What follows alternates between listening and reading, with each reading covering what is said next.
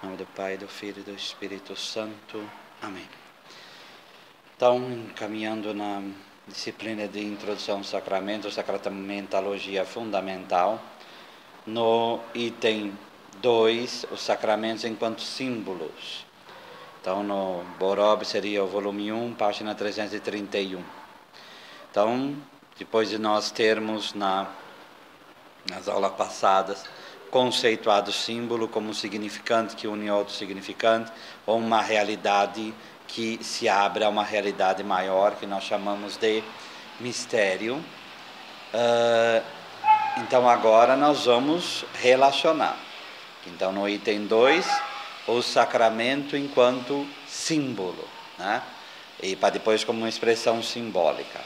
Então não preciso nem dizer a importância de ter aquelas características que nós vimos na aula passada do símbolo, né? Da sua natureza, dupla intencionalidade, caráter analógico, que é essa ligação entre duas realidades, analogos, que é a comunicação de duas palavras, mas palavras no sentido de discurso, dimensão desveladora, então, tirar o véu para uma realidade maior, função mediadora, que é muito importante, uma realidade que remete a outra realidade. Isso daí no caso do sacramento é fundamental, e eficácia presentificadora, né? Então imaginemos um objeto que é de um pai e de uma mãe que morreu. Então ao contemplar aquele objeto, obviamente a pessoa ela vai remeter-se àquele mistério que é a própria mãe ou o próprio pai falecido. Então essa eficácia presentificadora que o símbolo tem, né? Então queremos mostrar agora como os sacramentos são símbolos. Então o símbolo é a chave para entendermos o mundo sacramental. De novo, novamente eu quero lembrar das controvérsias eucarísticas. As controvérsias eucarísticas aconteceram simplesmente por causa dessa perda do sentido de símbolo real, símbolo presentificante, que era do tempo dos padres, principalmente como nós vimos em Santo Agostinho. Então, entrando na Idade Média, perdendo essa dimensão de figura, símbolo, como não algo só de faz de conta, como foi que Lutero colocou, mas algo realmente de remeter a uma realidade maior, foi que Lanfranco caiu numa verdadeira idolatria, afirmando que o símbolo, que a Eucaristia seria em si, morderia sair sangue, no modo como a gente falava, e Berengário, que seria só uma representação qualquer, e que depois é isso que caiu na dimensão evangélico-protestante, né? Então o símbolo é que dá o equilíbrio para a gente poder entender verdadeiramente o que é e o que são os sacramentos. A compreensão de sacramento de todos eles passa por essa dimensão simbólica. Para mostrar a coincidência entre a interpretação cristã e a contribuição das ciências humanas, veremos primeiro alguns aspectos do pensamento patrístico e aplicaremos depois a concepção simbólica. Então, o sacramento como expressão simbólica privilegiada. Então, aí tem a concepção simbólica sacramental dos padres. Então, como explicamos antes, toda a história da salvação tem uma estrutura sacramental. Não é somente a Arca da Aliança. Então, o evento salvífico ele tem uma carga simbólica. Porque se uma pessoa ela não entende, ela não está naquilo, ela não vai compreender a realidade simbólica. Essa é a razão clara porque Jesus aparece aos discípulos, como é a questão de São Judas Tadeu, porque aparece a nós e não ao mundo, porque revelas a nós e não ao mundo. A razão é essa. A razão é simplesmente essa. Se Jesus aparecesse ao mundo, iam pensar aquilo que está em João 21, que ele seria um fantasma, ou não dariam importância alguma à sua presença. Os padres estão conscientes dessa estrutura, dessa sacramentalidade, através da qual é explicada uma diversidade de realidades simbólicas, que todas elas manifestam, presentificam e realizam a salvação em diferentes níveis, segundo os planos de Deus, Criador e Salvador. Então, todas as leituras, as segundas leituras, do ofício das leituras, do tempo pascal, é exatamente essa dimensão. São catequeses mistagógicas que querem demonstrar que a partir das realidades visíveis do sacramento se remetem à realidade invisível do mistério. Então, pensavas que era o sacerdote? Não, era o próprio Cristo. Era a água somente que vias? Não, era muito mais que isso. Então, essa dimensão é trabalhada pelos padres da igreja, pelas catequeses mistagógicas. Elas são trabalhadas como nesse viés simbólico sacramental. Próximo parágrafo. A concepção platônica estabelece uma distinção entre a imagem original, ou celeste, que é o mundo ideal, ou as ideias para o qual tende a toda a realidade ou imagem participada, que é a imagem participada ou terrestre, que, contendo de algum modo a imagem ideal, se sente atraída por ela e tende a transcender-se a si mesma para recuperar o seu estado original. A imagem terrestre se sente impulsionada pelas coisas ou imagens criadas, que constituem como um recordatório, olha a palavra, anamnese, permanecendo do ideal. Então, um pouco para baixo aí, os padres que se serviam da pirâmide do cume, ou sumo bem, ao qual deve tender, e do duplo movimento, descenso ou queda, e ascenso ou salvação. Então, os padres neoplatônicos orientais, a catabases, ou descenso divino original para o homem, a fim de mediar a salvação, correspondendo a anabases, ou ascenso do homem, que, através da imagem terrestre, significada de modo especial no culto e nos sacramentos, ascende a imagem original num processo de divinização gratuita. Então, os padres usavam, como está dito aqui, imagem, que não é um signo vazio, é antes um signo pleno da realidade significada. O Concílio Vaticano II trouxe isso quando conceituou a liturgia, que através de símbolos, ou a própria concepção de sinais sensíveis, nós podemos realizar esse culto.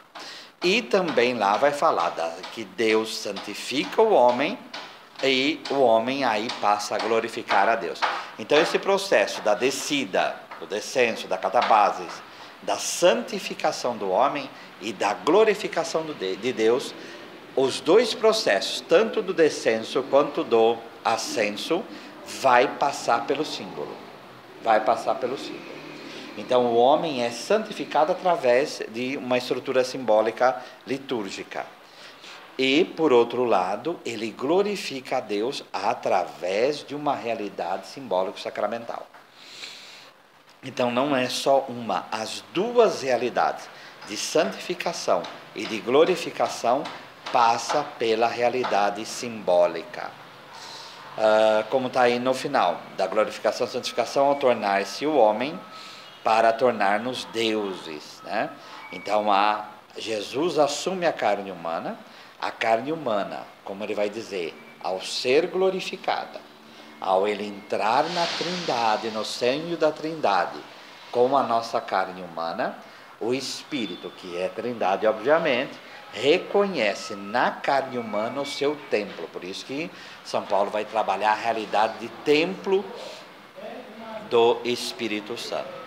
Então, é esse processo de divinização, porque nela a koinonia, a comunhão, o amor que se entrega ao ágape, a santificação que se recebe, que é o haris, atinge a expressão terrena máxima como antecipação do encontro celeste. Esse é o processo dessa koinonia, dessa entrega, que a gente falou 1000 vezes, do ágape, e da santificação pela graça, com a Haris, é esse processo todo que a gente chama de santificação, né? Então, a santificação como comunhão com a Trindade passa pelo processo sacramental, que passa por um processo simbólico. Não tem por onde. Tá?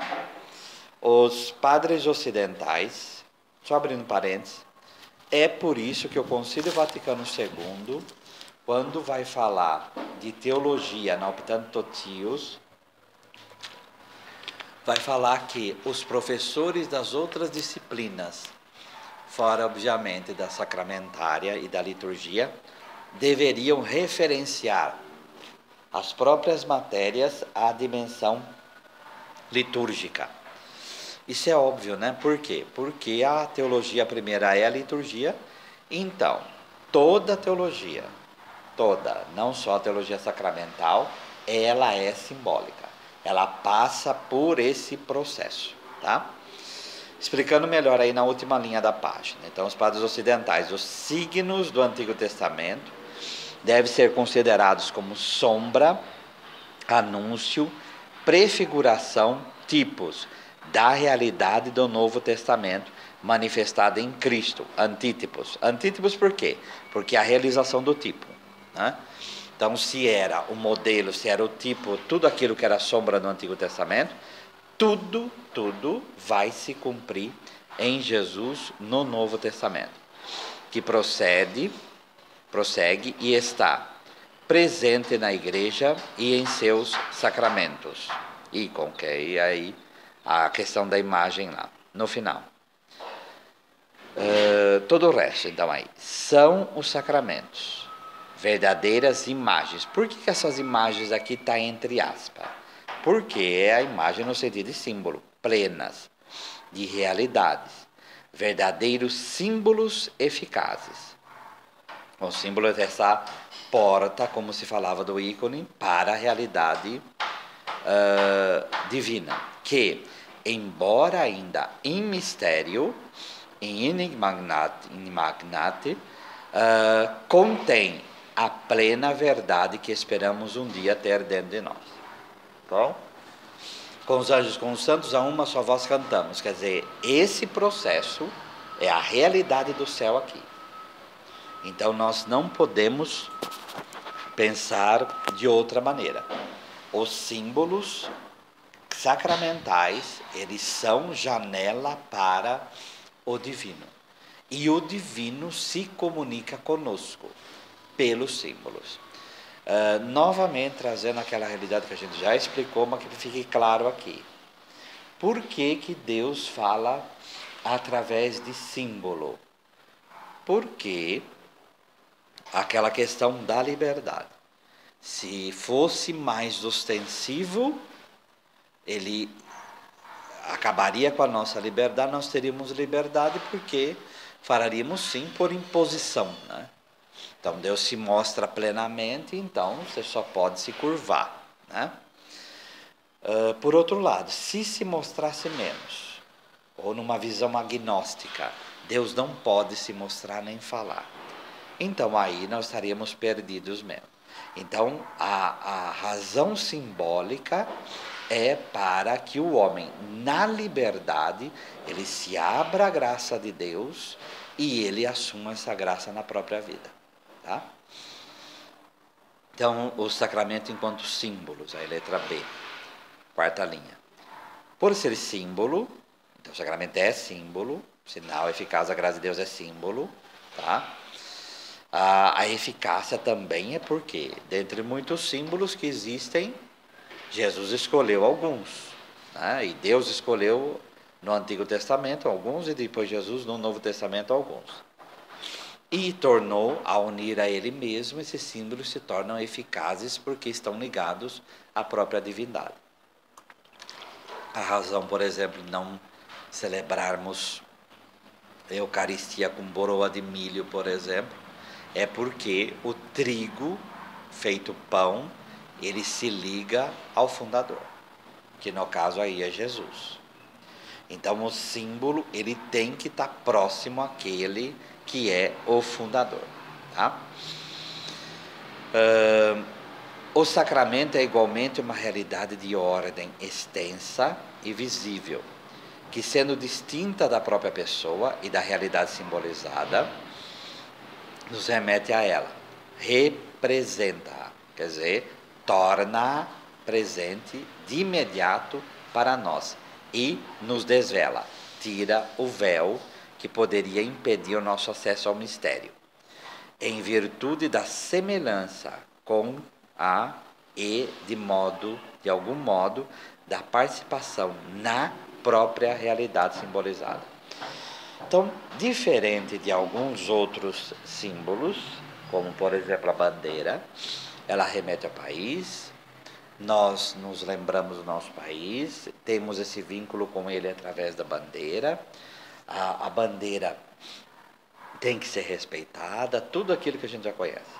Só que esse componente de eficácia não tem nos símbolos humanos. Né? Na medida que os símbolos foram associados à história da salvação, eles possuem uma eficácia que é muito superior aos símbolos que normalmente nós temos. Porém, os símbolos continuam sendo símbolos. Tá? Dentro do processo eucarístico, a gente pode imaginar por que ainda há pessoas que violam a Eucaristia e Deus, no seu poder, não faz nada. Porque a kênosis de Jesus, ela continua nos sacramentos. Né? Então, essa limitação ainda existe, porque Deus também garante a liberdade àqueles que são e querem ser aversos a Ele. Tá? Claro que aí tem outras dimensões miraculosas que aí já sai desse processo. O sacramento não é um sinal arbitrário, é um símbolo convencional com raiz na história salvífica e baseado na interpretação da fé, que representa a realidade que convém. Remete a esta mesma realidade cuja plenitude o supera e realiza essa realidade no sujeito com fé que o acolhe. Então, como nós já vimos, por exemplo, a realidade do pão, ela não é colocada só por Jesus. Então, tem a realidade do pão, o pão que é apresentado a Deus, tem a realidade do maná, tem a realidade de Melquisedeque, de Gênesis 14, só para falar algumas. Tá? Tem o sangue da uva de Gênesis 48, tem o vinho que alegra o coração, tem a dimensão do sangue, dos sacrifícios. Isso daí vai desembocar em Jesus quando ele não é arbitrário, ele escolhe esses dois elementos, liga esses dois elementos ao seu próprio sacrifício, tá? Então é algo que não é realmente arbitrário. E a palavra, como nós já falamos, vai dar forma a esse símbolo, porque ela não vai falar. Aí é o problema de 1 Coríntios 11. Então, na medida que os ricos comiam o pão de qualquer maneira e não esperavam os pobres, eles não discerniam o pão comum do pão eucarístico. Então, eles comiam no pecado e ainda comiam de qualquer maneira aquele que era um pão considerado a própria presença do Senhor. Então, eles não distinguiam a forma daquele símbolo, a palavra que era aplicada a ele. E não ligavam, obviamente, esse pão ao mistério. O sacramento é uma imagem ou símbolo eficaz, à medida que aquilo que significa por convenção e representa por semelhança é o que oferece irreversivelmente como dom gratuito para a santificação. A própria estrutura do sacramento é explicada a partir da estrutura do símbolo. Vergotti vai dizer, o símbolo é uma realidade de duas faces.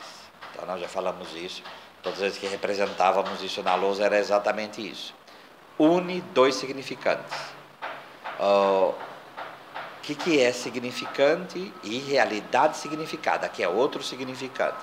Por que não é? Porque normalmente o símbolo, ou melhor, uma palavra vai ser um significante, que é a própria palavra, né? Mas que não vai ligar um outro significado.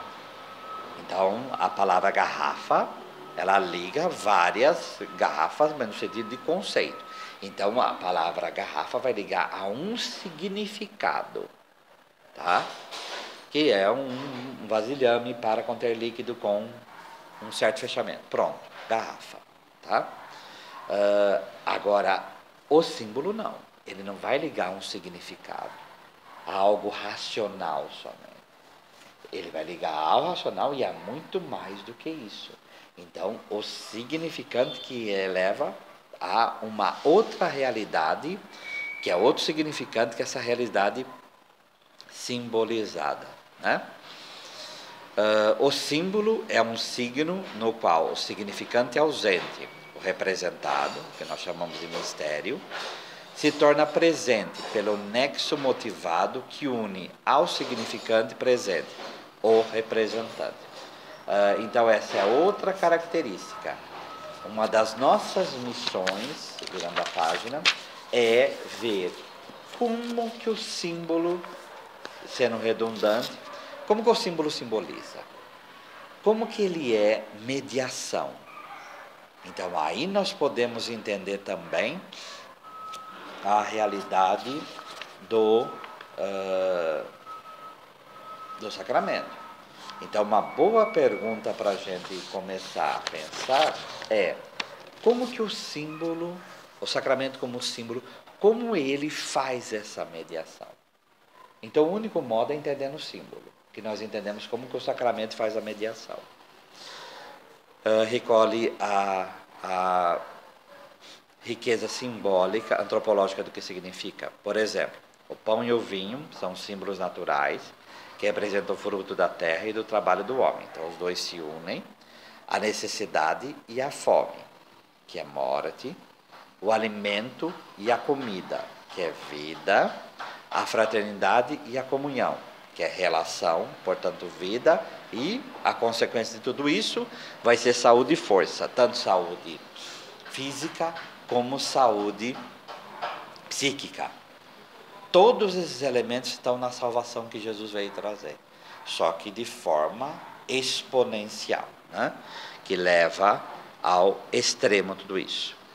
Mas a essa primeira leitura deve ser adicionada a intenção simbolizante, na direção do objeto último simbolizado, que permeia ao representante primeiro, pão e vinho naturais, e a partir da sua própria significação, vincula o homem com o simbolizado presente e ausente, que é além do perceptível e do imaginário.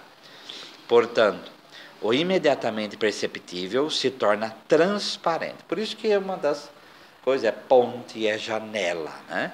Quer dizer, é a janela do céu, o símbolo. Há uma plenitude simbolizada, graças à intenção que o permeia e lhe dá um sentido ulterior. O que quer dizer tudo isso? Sem a intenção simbolizante, e é o que acontece, você pode tornar a Eucaristia pão mágico, um pãozinho bento qualquer.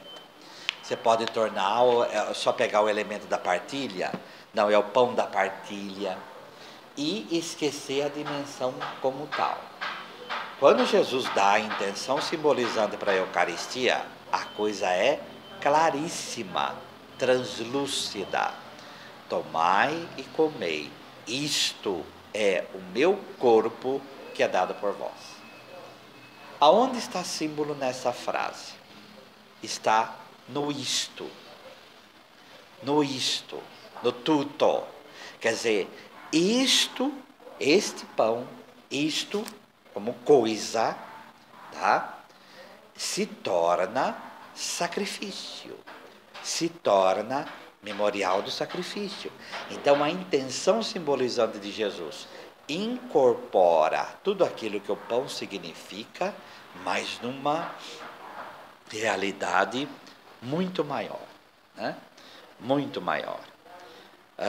A intenção simbolizante, a finalidade, leva o representante primeiro, então põe vinho aberto em si a uma grande quantidade de simbólica, de dimensões simbólicas, experiências humanas, a orientar-se para uma significação simbólica concreta, a do pão e vinho eucarísticos, de ação de graça, que nos é oferecida pelo segundo significante. O que é o segundo significante da Eucaristia? O mistério pascal. Tá? A própria presença de Jesus se doando em sacrifício, em eterno ágape para cada um de nós. É preciso que a razão interprete e determine o seu significado a partir de uma chave de sentido. Em nosso caso, essa chave de sentido é a Escritura, é a palavra, é a fonte de consagração que acompanha o pão e o vinho eucarístico. Então, na Eucaristia, a palavra é que vai dar forma àquilo que nós queremos dizer, significar, fazer memória com aquele pão e com aquele vinho. Não somos nós que damos o significado à Eucaristia. A Eucaristia, como vai dizer São Paulo, 1 Coríntios 11, 23, o que eu recebi do Senhor é isso que eu vou transmitir. Nós podemos falar a mesma coisa, o Senhor ali é a igreja, tá? O que eu recebi do Senhor. Então, o que nós entendemos por Eucaristia é o que nós recebemos da igreja, é o que nós recebemos de Jesus. Então, eu não posso acrescentar nem tirar algo desse significado, dessa forma, desse sentido, dessa intenção simbolizante que a palavra nos dá. Tá? Por isso a gente está fazendo teologia. É a fórmula da consagração que acompanha o pão e o vinho eucarístico, que é essa intenção sacrificial, que está totalmente fora do pão, por exemplo, que são o ponto de partida, razão explicativa e centro de sentido e determinação da intenção simbolizante. Tá? Assim como não existe símbolo sem logos, tá? Sem a palavra, assim também não existe sacramento sem palavra. Por quê? Repetindo novamente, o símbolo ele é enorme. Então, esses significados todos, essa realidade toda é muito grande. O que a palavra vai fazer? Ela vai canalizar, ela vai, pela intenção simbolizante, mostrar o que realmente significa aquele símbolo. Tá? Próximo aí. Hífen, presenta. Tá? O símbolo, no meio aí, nos põe de fato diante do simbolizado. Não de uma maneira física, mas simbólica. Trata-se de uma presença real, numa ausência física, por uma mediação simbólica. Trata-se de uma presença real simbólica. Tá? Se nós vemos, por exemplo, Osa, que vai tentar segurar a arca e morre, já é a compreensão simbólica do antigo povo de Israel para pensar o que era o símbolo da Arca da Aliança. Né? Realmente Deus está ali, quer dizer, realmente Deus está presente, realmente o símbolo é ponte. Se nós pegamos todos os salmos que são rezados no templo, e a relação deles com a presença de Deus, aclamai o Senhor a terra inteira, servir ao Senhor com alegria, e daí ele cantando jubilosos, etc. Tudo isso é algo de acolher a própria presença da arca ou a presença de Deus no meio do templo. Então, é presença real já que está ali. Proporção analógica. Cristo está presente na Eucaristia, enquanto aquele que se dá ou se entrega para a salvação e comunhão dos irmãos. Do mesmo modo como o pão e o vinho são entregues e partidos para a vida, a fraternidade e a amizade. A semelhança entre o símbolo e o simbolizado é entendida a partir da analogia de sentidos, através da qual um remete a outro sem separar-se dele ou confundir-se com ele. É a questão dos acidentes, quer dizer, o pão ele não perde a forma, a aparência de pão. Ele não perde. Ele não perde esses significados de partilha, de matar a fome. Ele não perde esses significados. Só que ele é assumido por Deus e a partir daquele momento, então, ele deixa realmente de ser pão, tá? Então aí tem esse conteúdo. Porém, a dimensão de partilha, de tudo aquilo que são os acidentes, continuam da mesma maneira, tá? Então Jesus, ele assume o pão como sacrifício, como doação, como ágape divino, como comunhão, porém, tudo aquilo que o pão representa continua da mesma maneira. Então, as duas coisas, então, o que acontece? Se degladiam? Não, elas se unem. Tá? Em resumo, o símbolo é um signo no qual o significante ausente, o representado, que nós chamamos de mistério, se torna presente pela referência simbólica. Esse referir a uma realidade maior, que o símbolo, obviamente, é instrumento. Graças ao significante primeiro, pão e vinho, o símbolo significante segundo, pão e vinho eucarísticos, está pleno de experiência humana. Tá? Nós tivemos em certas épocas, aquilo que a gente já falou também outras vezes, a ênfase tão grande no sacrifício, que no caso São João Crisóstomo reclamava do povo já não se aproximar da mesa eucarística. Por quê? Porque a dimensão de sacrifício, e a dimensão de sacrifício remete diretamente ao próprio Deus, era tão enfatizada que a dimensão do pão como símbolo, como no caso, partilha, ir quando a necessidade da pessoa, de comida, de fruto da terra, do trabalho, tudo era perdido. Então, aquilo, e o que aconteceu com a pessoa, ela não queria chegar até ele. Então, a plenitude da experiência humana não pode ser tirada da dimensão eucarística, senão corre-se o risco de cair. Porque o Quarto Concílio de Latrão falou que comunga uma vez por ano? Porque, obviamente, a lei aparece porque ela não está sendo cumprida. Porque o povo se afastou da Eucaristia. Então, essa carga sacrificial foi colocada de tal maneira. A carga divina foi enaltecida de tal maneira que as pessoas se afastaram da realidade do bom. Obviamente, também, quando se enfatiza demais a plena experiência humana e desdizendo do eucarístico, aí vai se cair nos abusos que a gente já conhece e já conversou várias vezes sobre eles. E graças, ponto e vírgula, está separando, e graças à intenção simbolizante, lembrar que para ter sacramento precisa de matéria, forma e intenção. Tá? Essa intenção não é dada pelo celebrante. Essa intenção não é dada pelo presidente, essa intenção é dada pela igreja, tá? Que obviamente recebeu do próprio Jesus. E graças à intenção simbolizante, que permeia o significante segundo, palavra da instituição, o significante primeiro está repleto de realidade divina, presença real simbólica do Senhor. Por quê? Porque é diferente de outros símbolos. Deus, ele não só é vivo, Jesus não só é vivo, mas ele é atuante.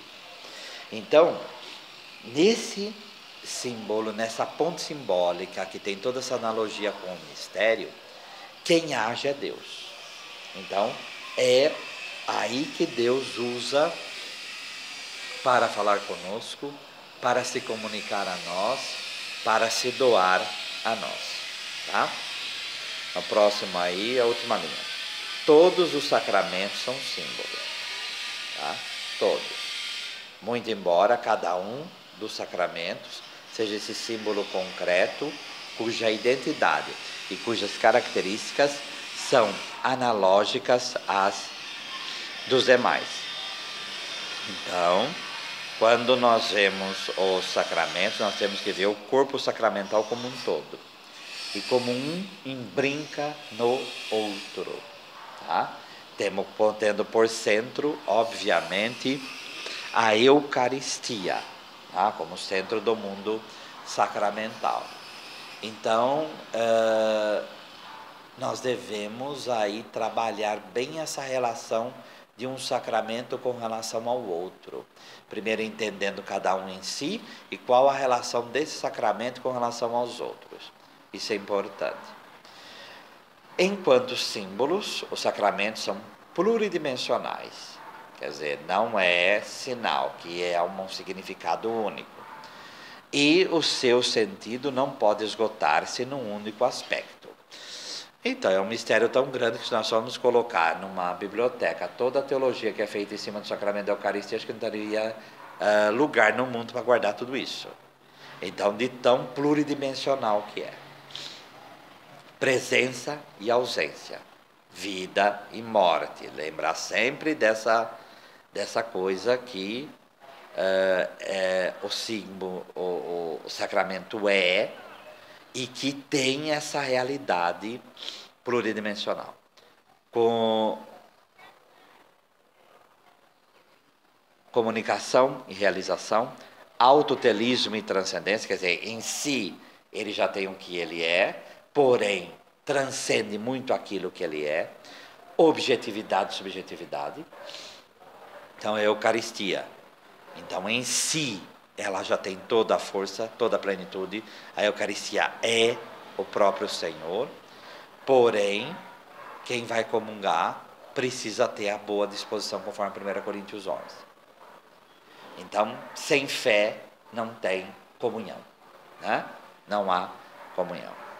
A ponto de podemos comer a nossa própria condenação, como vai dizer São Paulo. E isso daí para dizer qual a importância da subjetividade na objetividade que a Eucaristia é. Passado e futuro, anunciamos, Senhor, a vossa morte, proclamamos a vossa ressurreição, vinde, Senhor Jesus. Ó sagrado banquete de que somos os convivas. Tá? Então, nele está toda a paixão, nele está toda a ressurreição, e é o penhor da glória que há de vir. É a garantia do mundo que há de vir. Então, que nós já falamos isso, todo o simbolismo do céu como banquete. Né? Então, desta mesa de peregrinos, vamos à mesa celeste. Né? Festa e contemplação. Todos eles são aspectos de uma totalidade simbolizando significado simbólico. Então, não dá para trabalhar a Eucaristia somente com uma ou duas dimensões. Então, ou se aceita que um mistério enorme, ou se aceita que a realidade é complexa, ou se aceita que ela é pluridimensional, ou a gente então não vai entender o que é isso. Por isso, nós temos que ser muito humildes perante essa realidade. Muito humildes, né? Então, lembrar de São João Paulo II, a Eclésia da Eucaristia, é essa Eucaristia que constrói a igreja. E São João Paulo II vai dizer, a Eucaristia não é somente graça, ela é projeto. Então, imagine uma espiritualidade eucarística que brota de todo esse simbolismo, essa dimensão, essa intenção simbólica, essa pluridimensionalidade simbólica, para uma espiritualidade verdadeiramente eucarística. Então, imagine o que é isto para a própria igreja. Né? Então, isso seria muito bem ser estudado, já que estamos nesse biênio eucarístico, né? Pensar nessa complexidade enorme que é a teologia eucarística e aí a teologia dos outros sacramentos também. Só que na Eucaristia a questão do símbolo fica muito, muito mais evidente. Né? O Senhor nos abençoe, nos livre de todo mal e nos conduza à vida eterna. Amém.